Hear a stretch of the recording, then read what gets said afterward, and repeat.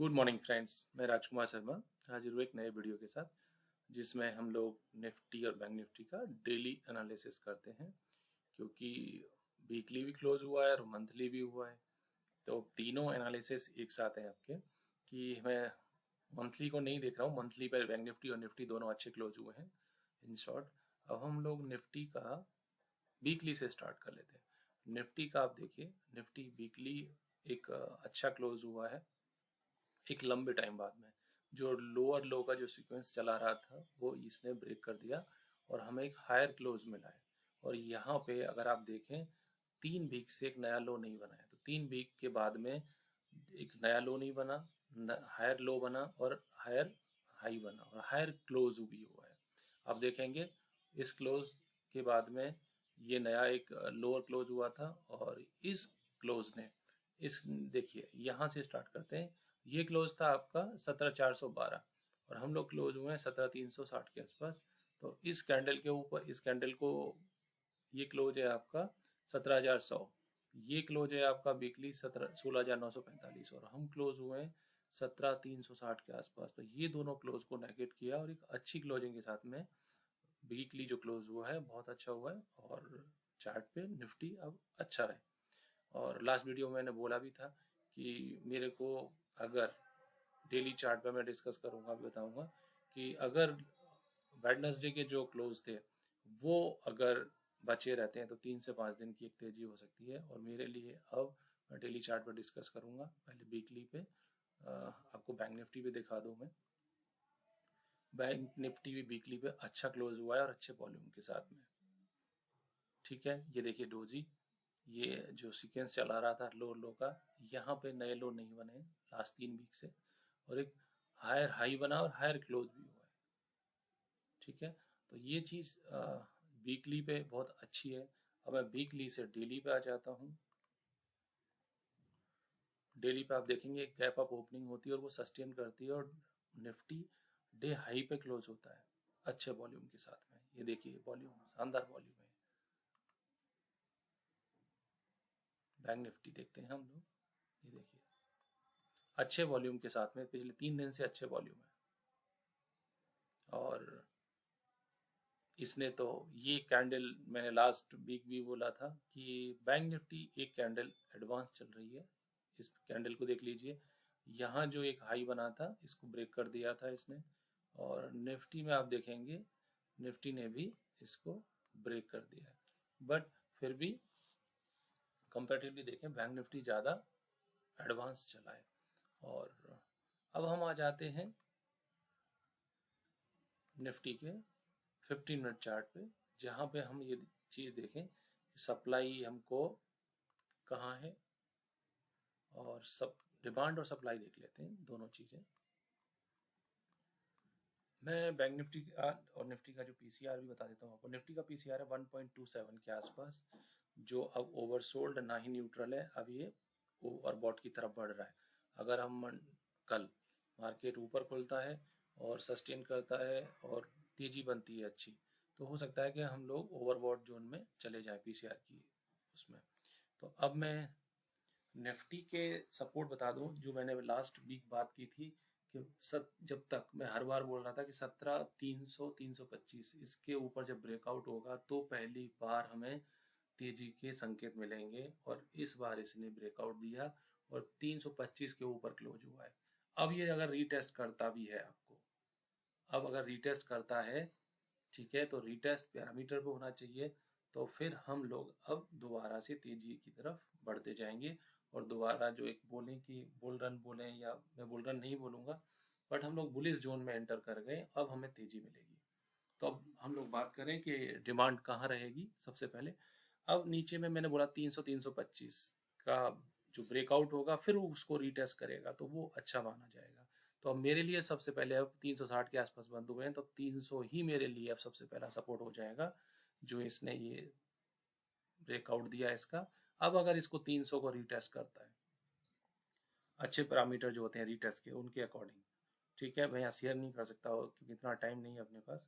तो अगर सही पैरामीटर पे अगर ये पुल बैक आता है, रीटेस्ट करता है, तो वहीं से फिर हमको तेजी के चांसेस मिल जाएंगे। बट अगर नहीं होता है तो फिर नीचे कहाँ जाएंगे, फिर हम लोगों को 200 के आसपास का जो एरिया है ना, 17,000 ये वाला 200, और मैं जो 300 की बात कर रहा हूँ वो ये 300 वाला ये जो एरिया है, अगर ये रीटेस्ट करता है, और यहाँ पे हमको दूसरा सपोर्ट मिलेगा 17,200।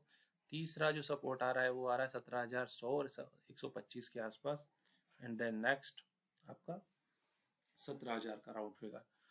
ये तीन डिमांड की बात की हम लोगों ने। और अगर हम लोग अब सप्लाई की बात करें तो सबसे पहले हम लोग जो बात करेंगे 400 425 की है। सबसे पहले जो नियर बाई जो हमको दिख रहा है वो इस वाली जोन में जाके हम लोग रुकेंगे, 400 425 के आसपास वाली में। और अगर हम लोग यहाँ से निकलते हैं तो फिर ऊपर में जो सप्लाई आ रही है 500 525 के आसपास की एक सप्लाई और है इमीडिएट। और वहाँ से निकलते हैं तो एक गैप था जो छूटा हुआ था, और वो गैप डेली के चार्ट पे अच्छे से दिखेगा आपको, मैं दिखा दूंगा। वो है आपका 17,573 के आसपास का। 17,573 के आसपास अगर निफ्टी जाती है तो वहाँ पे ज़रूर एक बार देखिएगा कि वो सप्लाई की तरह काम करेगा। और वहाँ से निकलते हैं हम लोग 17,573 से। तो 17,573 के बाद निकलने के बाद में हम लोगों के लिए तुरंत जो सप्लाई की तरह काम करेगा। फिर हम लोग ये देख सकते हैं ऊपर में 700 और 772 770 772 मान लीजिए, ये वाली जो जोन रहेगी ना ये सप्लाई की तरह काम करेगी। ठीक है, तो मैं आपको दोबारा रिपीट कर देता हूँ। ऊपर में जो सप्लाई रहेगी 17,400 425, 17,500 525 और 17,573 का जो गैप है वो, ये तीन सप्लाई रहेंगी। इसके अलावा मैंने दो और बोल दिए आपको जो ऊपर में अगर लग नहीं रहा कि अभी एकदम से जाएंगे, बट मैं बोल रहा हूँ कि आगे के लिए भी आपको याद रहे कि ऊपर में जो सप्लाई आएगी 17,700 और 772 के आसपास, 70-72 के आसपास। और अब आ जाते हैं बैंक निफ्टी पे। बैंक निफ्टी पे हम लोग बात करें इमीडिएट सपोर्ट की बात कर लेते हैं। जो डिमांड आएगी 17,300 335 के आसपास की बात करते हैं हम लोग। यहाँ पे आके हम लोग पहली बार रुकेंगे 17,300 335 के आसपास वाला जो जोन है। इसके बाद में हम लोग बात करें 40,300 325 के आसपास की जो जोन है बैंक निफ्टी पे। और फिर हम लोग बात करें बैंक निफ्टी पे 40,200 के आसपास का।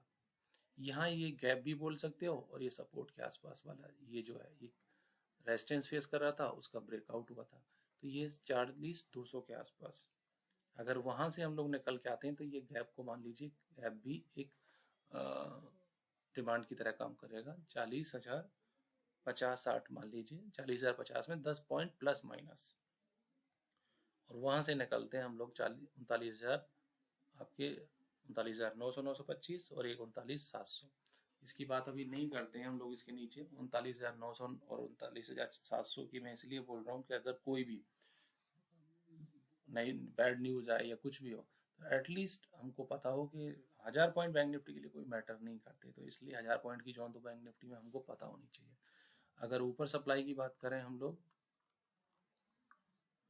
सबसे पहले जो इमीडिएट हम लोग देखेंगे अब सप्लाई, क्योंकि हम लोग बंद हुए 600 के आसपास, तो ये 600 के बाद में तुरंत 40,700 का एक जोन आ रहा है, 40,700 और उसके बाद 40,900 का।